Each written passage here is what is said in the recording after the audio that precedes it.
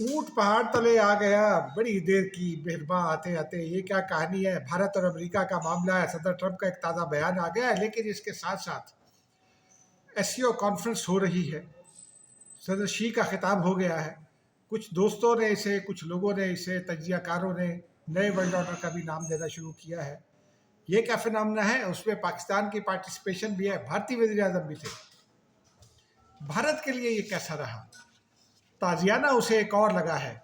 इन तमाम मामला पर बात करेंगे नाज़रीन। उसके साथ साथ आपको दो खबरें और इम्पॉर्टेंट है। एक तो तालिबान मसाजिद पर ही क्यों कब्जे करते हैं, ख़ास तौर पर कबायली इलाकों में। उसके बारे में एक ताज़ा मैंने वीडियो देखी है। वीडियो आपके साथ शेयर नहीं कर सकता, उसकी तस्वीर मैं आपके साथ शेयर करूँगा। और फिर पाकिस्तान के हवाले से एक बहुत बड़ी खबर है कि पाकिस्तान ने 9.2 अरब डॉलर का कर्जा वापस कर दिया है। ये बड़ी खबर है। इन तीनों पर आज बात करेंगे। पहले नाज़रीन ज़रा बात कर लेते हैं, चूँकि एससीओ इशू बहुत इंपॉर्टेंट इशू है, तो पहले ज़रा मुख्तसर बात कर लेते हैं। ये जो दो इशूज़ मैंने आपको बताए, अरब न्यूज़ ने एक स्टोरी आज दी है। अरब न्यूज़ की स्टोरी में गुज़िश्ता रोज़ ये स्टोरी सामने आई है। उन्होंने ये बताया है कि जो IMF का कर्ज प्रोग्राम था, पाकिस्तान में एक तो किस्तों में आपको किस्त अदा करनी होती है, जिसमें आप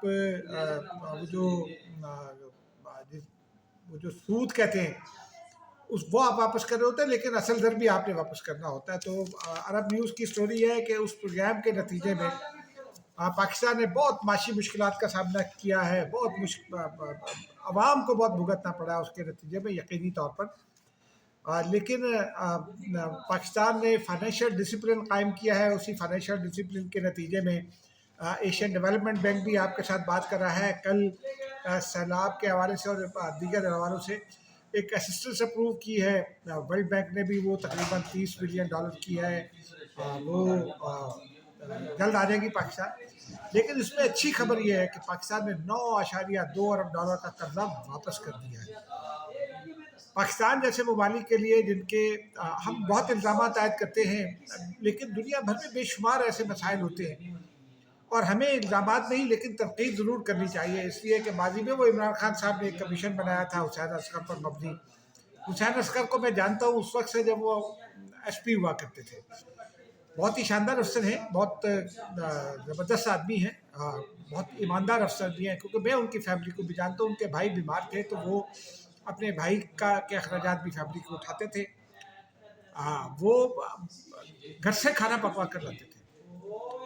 मेरे सामने की बात है, मेरे कुछ बच्चे फंस गए एक मुकदमे में, और उन बच्चों को मुकदमे में फंसाया गया तो वो हुसैन असगर के पास पहुंचे। हुसैन असगर साहब ने उन बच्चों को किसी भी पुलिस ने उनसे उस वक्त, कराची पुलिस ने उस वक्त जब वो SSP हुआ करते थे, SSP ईस्ट गालबन होते थे, तो उस वक्त पुलिस ने उनसे को 12-15 लाख रुपए मांगे थे। आज से कई साल पहले, यानी 20-22 साल पहले था।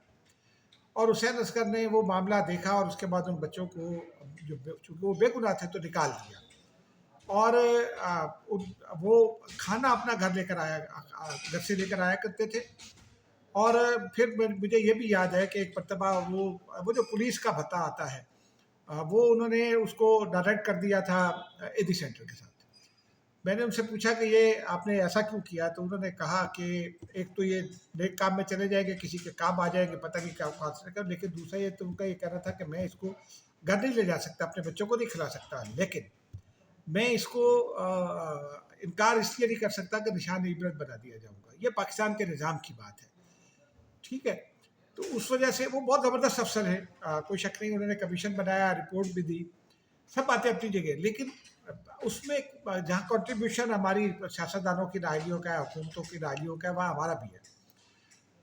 हम हेल्थ पर बहुत प्रेशर डालते हैं। मसलन दुनिया भर में वो कहते हैं कि cure is better than prevention, यानी आप इलाज से, एहतियात इलाज से बेहतर है।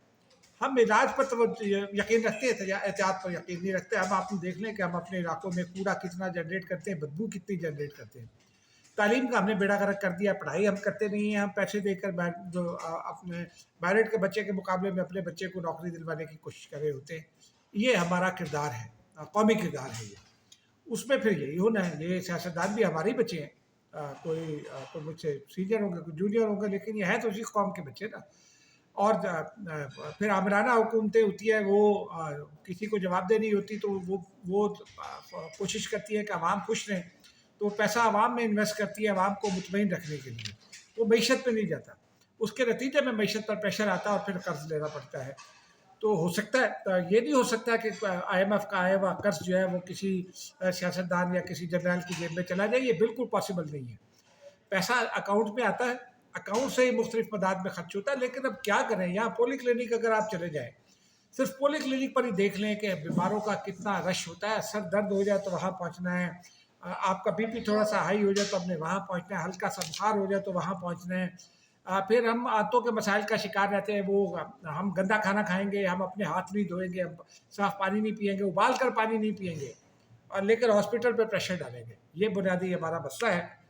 تو اس وجہ سے، اور اب یہ خوشائن بات ہے کہ چلو پاکستان کا قرضہ جو ہے وہ $9 بلین، کوئی معمولی رقم نہیں ہوتی. پاکستان میں تو کھربوں روپے ہے پاکستانی روپے میں. تو بہرحال یہ مبارکباد کا مستحق ہے پاکستان. اب آ جاتے ہیں ناظرین ذرا طالبان کی جانب. یہ ہمیں اسلام سکھانے چلے ہیں. لیکن میں آپ کو پرانا ایک قصہ سنا دیتا ہوں. غالباً 2015-16 کی بات ہے. میں میران شاہ گیا اور آپریشن جو تھا نا ضرب عضو، اس کے بعد 18 کی بات ہے. آپریشن ضرب عضو کے بعد ہم گئے وہاں، یا 17 کی، اور ضرب عضو کے بعد گئے تو پھر وہاں ایک مسجد تھی جو حافظ گل بہادر کے ایک ساتھی چلا رہے تھے. وہاں اس مسجد میں میران شاہ بازار میں گیا. اچھا، اس وقت میں نے دیکھا کہ بہت سارے کمرے ابینڈن کر دیے گئے. میں اس مسجد میں پہلے 2005 میں 2002 میں جب میں الجزیرہ ٹی وی کے ساتھ کام کرتا تو اس وقت بھی وہ مسجد دیکھ چکا تھا. پھر میں نے ان کمروں کی حالت دیکھی، انہیں بند دیکھا. تو میں نے جو متعلقہ افسر تھے ان سے پوچھا کہ یہ کیا ہے. انہوں نے کہا کہ یہ اسلحہ خانے تھے.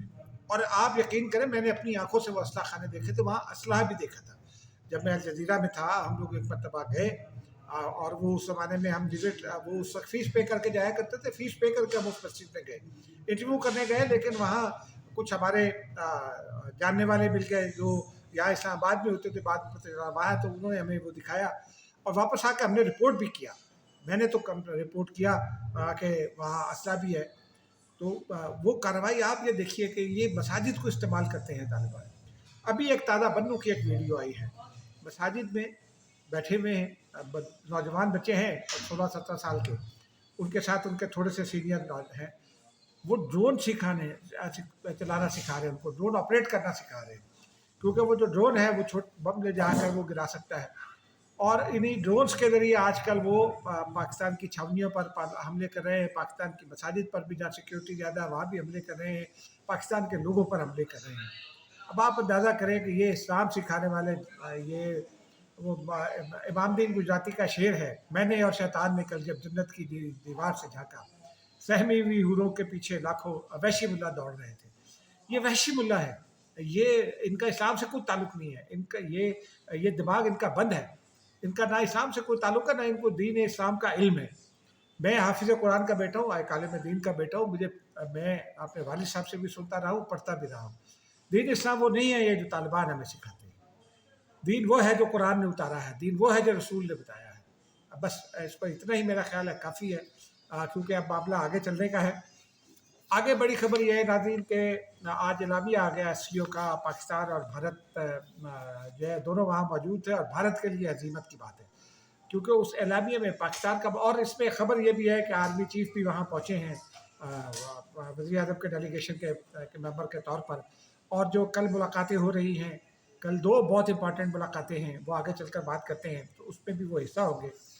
اس اعلامیہ میں پاکستان کے لیے بہت خوشی کا مقام بھی ہے اور اطمینان کا مقام بھی ہے کہ پاکستان کا موقف تسلیم ہوا ہے. پاکستان نے یہ کہا ہے کہ کسی بھی دوسرے ملک کے لیے اپنے ملک کی سرزمین کو استعمال کرنا، کسی بھی دوسرے ملک کے ذریعے کو پراکسی بنا کر کسی تیسرے ملک میں دہشت گردی کرنا، یہ ناقابل قبول ہے. یہ پاکستان کا موقف تھا. پاکستان کا یہ بھی موقف ہے کہ دہشت گردی کی ہر شکل کی مذمت کی جائے. پاکستان کا یہ تمام نکات اس اعلامیہ میں شامل ہیں، قبول کیے گئے ہیں. साथ साथ जाफर एक्सप्रेस पर हमले जिसमें भारत मुलव्वस है, पाकिस्तान ने डोजियर भी दे रखे हैं। फिर खुलदार में स्कूल पर हमला हुआ था, उसमें भी पाकिस्तान ने डोजियर दे रखे हैं। तालिबान और भारत के गठजोड़ के हवाले से सबूत और शवाहिद दे रखे हैं दुनिया को। वो भी वो भी उसमें तस्करा है। मोदी जी अपना समूह लेकर रह गए। मोदी जी फिर रहे वहाँ फिरते रहे, अभी भी वहाँ मौजूद है। वो वहीं कॉन्फ्रेंस हॉल में वो ये कोशिश कर रहे थे कि UN सेक्रेटरी जनरल को जप्फी डालें। इंटरनेशनल रिलेशन में जप्फियाँ नहीं चलती हैं। जप्फियाँ उस वक्त चलती हैं जब दोनों डालना चाहते हो। शहबाज शरीफ साहब की वीडियोज़ हैं, उसमें वो दिखाई देता है कि दोनों जप्फी डालने में विलिंग हैं। 4-5 सुदूर के साथ उनकी है, कुछ गप्पियाँ हैं। वो इंटरनेशनल रिलेशन में मैटर करता है। ये नहीं करता कि एक साहब जान छुड़ाना चाह रहे हैं और दूसरे साहब जप्फी डाले चले जा रहे हैं। ये मैटर नहीं करता। मोदी साहब को बहुत हजीमत का सामना करना पड़ा। ये भारत के लिए हजीमत है।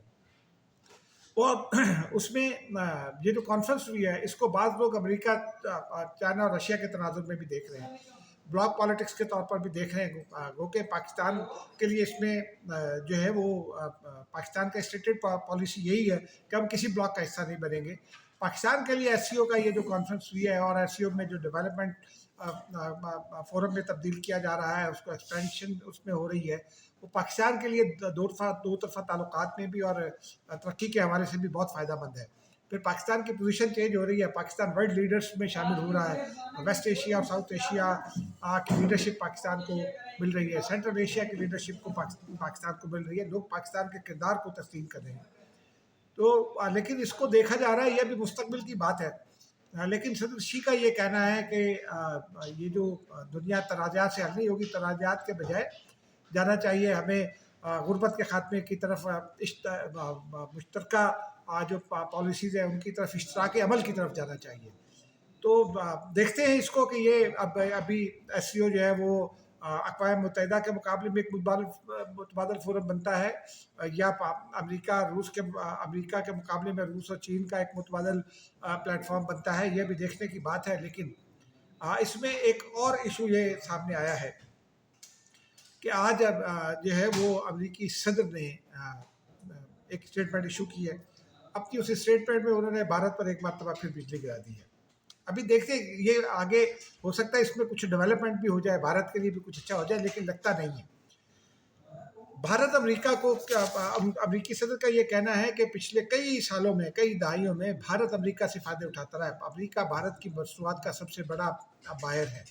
पाकिस्तान की मसनूआत का सबसे बड़ा बायर भारत नहीं है, माफ़ कीजिएगा, अमेरिका नहीं है। लेकिन अमेरिका बड़ा बायर है, लेकिन भारत का सबसे बड़ा बायर है वो। भारत के सैकड़ों कंपनियां जो हैं वो दर्जनों अमेरिकी ब्रांड्स के लिए जो है वो तैयार करती हैं चीज़ें।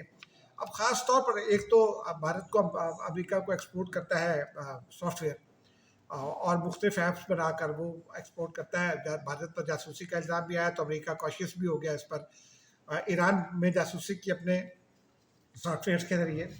उसके अलावा भारत अमेरिका को सॉफ्टवेयर के साथ साथ फुटवेयर, लेदर गुड्स, यानी footwear and leather goods and value added यूँ कह लें, वो एक्सपोर्ट करता है। फिर इमिटेशन ज्वेलरी एक्सपोर्ट करता है और वो imitation jewellery by the way Dubai में बनवाता है। अच्छा, उसके साथ साथ टेक्सटाइल मसनूआत भी करता है और तिब्बी आलात भी करता है। मेडिकल के हवाले से भी बहुत सारी सर्विसेज फराहम करता है भारत अमेरिका को। उसके साथ साथ आपको पता है कि 2 मोबाइल कंपनियों ने, जो अमेरिकी कंपनियां भारत में फैक्ट्रियाँ लगाई थी, सदर ट्रंप ने कहा वापस लाओ, तो वो बंद हो रही हैं। लेकिन भारत ने अमेरिका के आगे घुटने टेक दिया है। सदर ट्रंप ने ये ऐलान किया है कि भारत ने ज़ीरो रेटिंग, अपने जो महसूलात है वो ज़ीरो करने की ऑफ़र की है जो अमेरिकी कंपनियों पर है। उनका ये कहना है कि अमेरिकी कंपनियाँ भारत के साथ बिजनेस इसलिए नहीं कर पाती कि भारत का टैरिफ बहुत हाई है टुवर्ड्स अमेरिका, और अमेरिका जो है वो भारत को फ़ायदा पहुंचा रहा था। तो उन्होंने कहा ये नहीं चलेगा, बहुत देर हो गई भारत को। उन्होंने ख़ास तौर पर ये लफ्ज़ इस्तेमाल किया कि भारत को ये बहुत पहले कर देना चाहिए था, बहुत देर हो गई। तो इसका मतलब है कि अमेरिका भारत के दरमियान अभी सब कुछ ठीक नहीं है। दूसरी जानिब आप देखिए ना कि भारत रूस के साथ भी पींगे बढ़ा रहा है, और सदर ट्रंप ने एक बार फिर इसका तस्करा किया। उन्होंने कहा कि भारत जो है वो अमेरिका से तेल और दिफाई सामान जो है वो बहुत थोड़ा खरीदता है, बल्कि तेल तो खरीदता ही नहीं है। उन्होंने कहा वो रूस से तेल खरीदता है, रूस से दिफाई सामान खरीदता है, और ये काबिल कबूल नहीं है।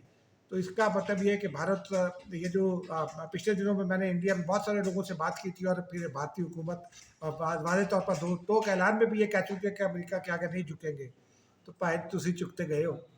اب یہ جھکنا نہیں ہے تو اور کیا ہے، آپ یک طرفہ طور پر امریکہ کو یقین دلا رہے ہیں کہ ہم جو اپنا ٹیکس ہے وہ زیرو کر دیں گے۔ تو اس کا مطلب یہ ہے کہ بھارت نے گھٹنے ٹیکنا شروع کر دیے ہیں، اس کو نانی یاد آ رہی ہے۔ خدا حافظ۔